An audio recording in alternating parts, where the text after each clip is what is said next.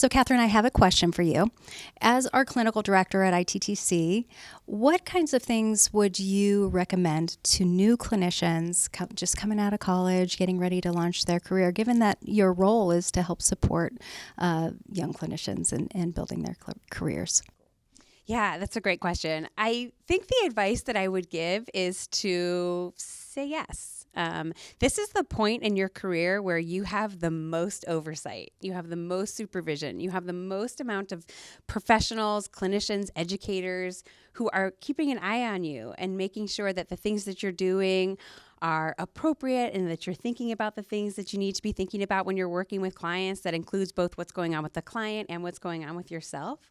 And I would encourage new clinicians, and I do encourage new clinicians, to lean into that and trust that we're all there to support them, that we're all there to help them make decisions that are trauma-informed, that are for the client, that are also healthy for the clinician to be making.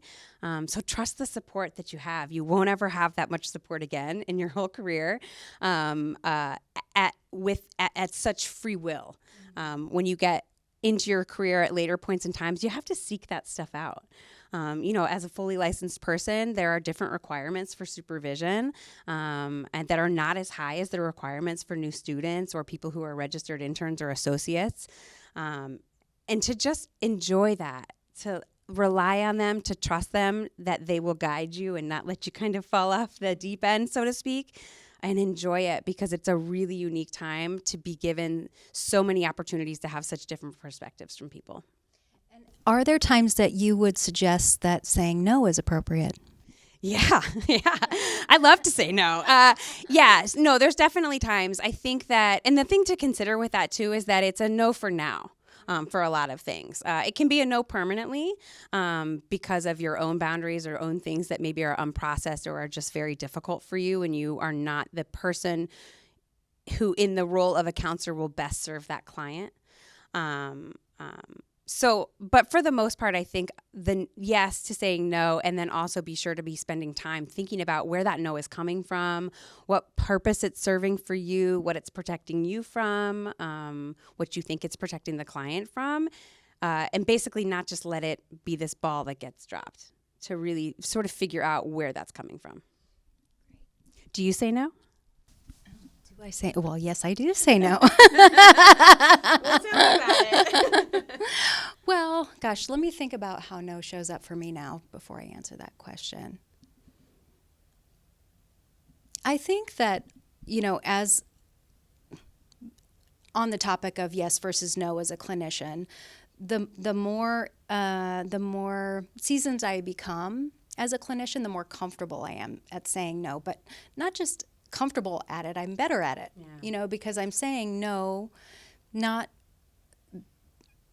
I'm saying no for reasons that are protective of, for example, the therapeutic relationship, or because I am trying to support a client in taking some risks so there's some growth or something like that. Like I like to say we do with, not for, so we walk alongside our clients and support them in their own journeys, but if I do something for somebody, I've taken away an opportunity for learning. But I do like to be a good cheerleader. So if I am saying, yes, I'll do it for you, I've stolen an opportunity from someone. So I do feel more comfortable and more skillful at saying no.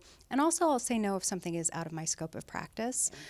Obviously that's to protect my clients. Even if I really like the person and I really want to work with them, I have to know when it's not the right fit.